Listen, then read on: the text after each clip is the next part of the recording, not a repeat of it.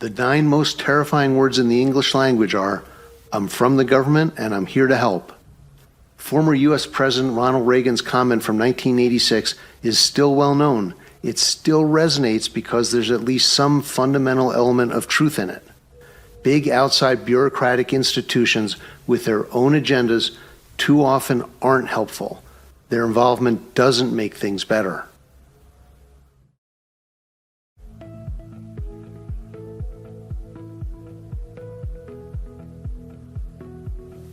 Welcome back, and thank you for wanting to know the facts and the truth. What's going on in the Israeli-Palestinian conflict is big. You can't miss it on the news. You can't miss it on college campuses, and you really can't miss it online. But what are the facts? Why is this happening? That's what we're here to answer. Our approach is to examine the major themes and focus on the important events that help you make sense of what's happening today.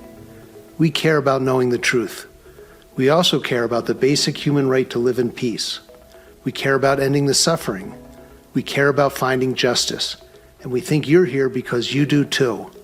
The only path for us then is to go after the facts and be open to what they show us. Life can be beautiful without hatred, violence, and war, and maybe the way there starts with better understanding each other.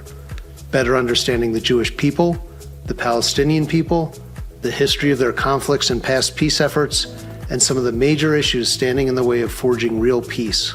What the Hell is Going On in Gaza is a 9-part series made up of 30 episodes, each designed to help you understand a different but important part of the picture. Here in Part 7, we'll continue looking into the things that make the situation much, much worse. They are real problems that have a really significant effect. In Episode 27, we'll talk about the United Nations and non-governmental organizations, or NGOs, and the role they've played in the Israeli-Palestinian situation. Let's jump in. Ever since issuing its partition plan in 1947, the United Nations has played a major role in the affairs of the region. Today, it is the UN Special Agency for Palestinian Refugees that deserves to be in the spotlight, as it has made the situation between Israel and Palestinians much worse. At the same time, it has itself contributed to the plight of Palestinians. One very significant problem is that UNRWA, the United Nations Relief and Works Agency for Palestine refugees in the Near East, determined and maintained a definition of refugees that has caused real problems, both for the situation and for Palestinians. UNRWA's definition of a refugee perpetuates the Israeli-Palestinian conflict. One might ask why UNRWA operates at 8 refugee camps in Gaza when Israel disengaged and left Gaza almost 20 years ago. Let's look at some of the history behind UNRWA and how it's different than the UNHRC, the United Nations Human Rights Committee, which is responsible for all refugees in the world except Palestinian refugees. Shortly after its founding in the aftermath of World War II, the UN sought to help some 60 million displaced refugees. It created the UNHRC and defined refugees as, quote, persons who are outside their country of origin for reasons of feared persecution, conflict, generalized violence, or other circumstances that have seriously disturbed public order and, as a result, require international protection. In the aftermath of the Arabs' failed 1948 war against Israel, the UN sought to help approximately 700,000 displaced Arabs in Palestine. It created UNRWA and added a new concept to the UNHRC's definition of refugees. UNRWA's definition includes all descendants of male refugees, including their adopted children, and even people who have been granted citizenship in another country. The UN's approach raises some important questions. Why was it necessary or appropriate for UNRWA to create and maintain a dramatically broader definition of refugee than the UNHRC? Isn't it meaningful that the UN not consider the 900,000 Jews who fled or were expelled from Arab states to be refugees? Isn't this evidence that the UN considered Israel to be their homeland and therefore a satisfactory solution? If not, how many Jewish refugees would there be if the 900,000 Jews forced out of Arab countries were classified as refugees using UNRWA's definition? How many Jewish refugees would there be around the world if descendants of the Jews displaced by World War II were classified as refugees using UNRWA's definition? Why is there special consideration for Palestinians but not for Jews who had everything taken from them and were scattered to the four corners of the world? The big issue that's most relevant to our discussion, though, is just that UNRWA established a unique definition of Palestinian refugees that allowed their number to grow from 700,000 to 5.9 million. Whether that was done with good intentions or to achieve a political purpose doesn't matter anymore. What matters is that it's a big problem. This special Palestinians-only definition has ensured that there cannot both be a right of return and a democratic state where Jews have a right of self-determination. The UNRWA-created explosion in the number of Palestinian refugees created a fundamental impediment to peace with Israel. Another very significant problem is that UNRWA has evolved to become an organization that teaches hate. The Jerusalem Post reported that a former UNRWA official exposed that the leader of Hamas was an UNRWA teacher and that UNRWA schools teach Palestinian children to hate Jews, as reported by Impact SE, an organization that analyzes school books and curricula for compliance with UNESCO-defined standards on peace and tolerance. The article states that UNRWA textbooks are, quote, openly anti-Semitic and continue to encourage violence, jihad, and martyrdom, while peace is not taught as preferable or even possible. Extreme nationalism and Islamist ideologies proliferate throughout the curriculum, including in science and math textbooks.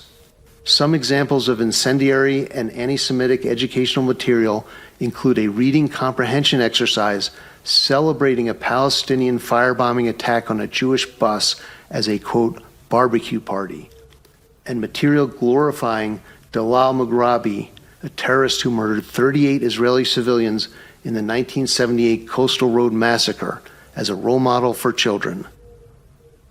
This image shows a report on UNRWA teachers' incitement to jihadist terrorism and anti-Semitism that was presented by UN Watch to the U.S. Congress. It cites 40 examples of UNRWA teachers' conduct. UN Watch had provided 30 other examples 2 years earlier. For this to be going on, and for it to be by a United Nations agency that's supposed to be helping what has become a terrible situation for both Palestinians and Israelis, is unconscionable. How can Palestinians be expected to move toward peace with Israel if they continue to be indoctrinated in hate? Let's shift our focus now to NGOs, non-governmental organizations.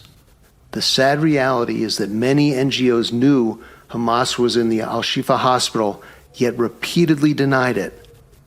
It's hard to say why Doctors Without Borders, the Red Cross, and others, really any relief or aid group that spent time in that hospital and therefore must have known the truth, didn't admit it. Maybe they felt they could help more people by lying so they wouldn't be banned. Maybe they believed Israel was in the wrong and so it was okay to lie for Hamas. Either way, those lies made them complicit in terrorism. Those lies distorted media coverage and world perception. Those lies contributed to the terrible course this conflict has taken. NGO Monitor reported that Doctors Without Borders, quote, repeatedly denied that Hamas was present in Gaza hospitals, claiming that, quote, we have seen no evidence that the hospital buildings or the compounds are being used by Hamas as a military base. Instead, the NGO alleged that Israel was, quote, attacking healthcare. Based on the extensive evidence produced by Israel to Hamas's systematic exploitation of Al-Shifa Hospital and other medical facilities, it is impossible that MSF staff and volunteers were unaware of the reality. CAMRA, the Committee for Accuracy in Middle East Reporting and Analysis, reported on testimony by a former Palestinian hospital director about Hamas's use of hospitals as bases for their operations. Quote, the extent to which hospitals have been taken over by the Hamas terrorist organization has not only become clearer from the recently released testimony of Dr. Ahmed Kholat, the director of the Kamal Adwan Hospital in Jabalia, who holds the rank of lieutenant colonel in Hamas's military wing. He told Shin Bet and IDF interrogators that, quote, the hospital is controlled by Hamas, and that, quote, there are workers in the hospital who are military operatives of Izz al-Din al-Qassam, including physicians, nurses, paramedics, clerks, and staff members, as well as employees from Palestinian Islamic Jihad, another terrorist group. He explained that Hamas operatives hide in hospitals because they believe them to be safe spaces where they will not be harmed. He described, quote, offices for senior officials, designated places for interrogations, internal security, and special security, and private phone lines within the hospital for Hamas officials. Since the late 1990s, human rights NGOs such as Human Rights Watch and Amnesty International have continuously tried to delegitimize and undermine Israel. Their constant criticism, regardless of the facts, including the use of terms like apartheid and genocide, foster views of Israel that are objectively false.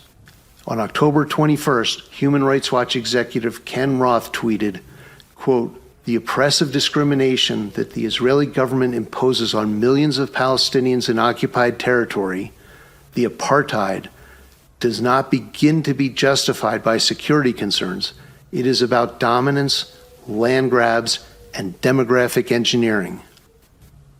We've already established that it's false to call Israel an apartheid state. And further, characterizing Israel's response to Hamas's horrific attacks by saying it's about dominance or land grabs or demographic engineering is shameful. No doubt, though, the soft power of Human Rights Watch lends considerable credibility to their biased and false claims. Amnesty International's actions are pretty similar. On October 9th, Amnesty International's Senior Director for Research, Advocacy, Policy, and Campaigns, Erica Guevara Rosas, tweeted, quote, Israel, collective punishment is a war crime. The use of starvation as a weapon of war is also a war crime. The international community must denounce these abhorrent calls in the strongest possible terms. Retaliating against an attack from Gaza by Gaza's elected government, which had kidnapped and was holding Israeli citizens hostage in Gaza, is neither collective punishment nor a war crime. And how does purposely killing Israeli civilians for offenses allegedly committed by the Israeli government not count as collective punishment? Where is the outrage about that? Lastly, as we covered earlier, Israel is not using starvation as a weapon of war. On October 17th, Amnesty International tweeted, quote, the French government has banned all demonstrations in support of Palestinians' rights. This constitutes a serious and disproportionate attack on the right to demonstrate. Under international law, a ban on demonstrations must be considered as a last resort. So, not only does Amnesty weigh in constantly on everything Israel does or is alleged to have done, it even weighs in when other countries support Israel, or in this case, take steps to combat anti-Semitism. These are just a few examples. Sadly, there are many, many more. Anything less than objectivity from the media is bias that distorts the perceptions of viewers and readers around the world, not just ordinary people, but governments too. It fosters in Israel a we have to go it alone mentality, and it emboldens those who would attack Israel. Both are escalatory effects. That is definitely not constructive. It doesn't bring Israelis and Palestinians closer to peace. It only does the opposite. Thank you for watching episode 27 of our series, What the Hell is Going On in Gaza? We hope you got a better understanding of how the United Nations and NGOs have for some time and continue to make things worse in the Israeli-Palestinian conflict. Let's review what we learned here in part 7 of our series. We learned that religious extremism is poison. Islamists seek to create oppressive religious regimes and use violence to achieve their goals. They do not care about the deaths of their own people, let alone their enemies' people. Israeli extremists, while not comparable at all to Islamist extremists, are responsible for expanding settlements in Palestinian territories, bigotry, and are a significant impediment to peace. We learned that the media too often is irresponsible and biased in their reporting, which inflames hatred, triggers violence, and undermines the possibility of achieving peace.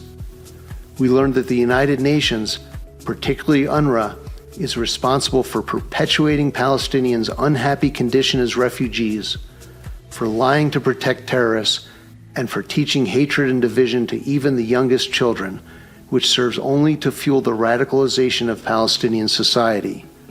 The role and contribution of the UN and NGOs has been a disaster for the Palestinian and Israeli people. If you'd like to leave a comment or get in touch, visit our website at www.getthefactsmiddleeast.com. We hope you'll keep going and watch Part 8, where we'll look at whether peace is possible and what it might take to become a reality. Thank you for joining us. We appreciate your interest in learning more about the war in Gaza.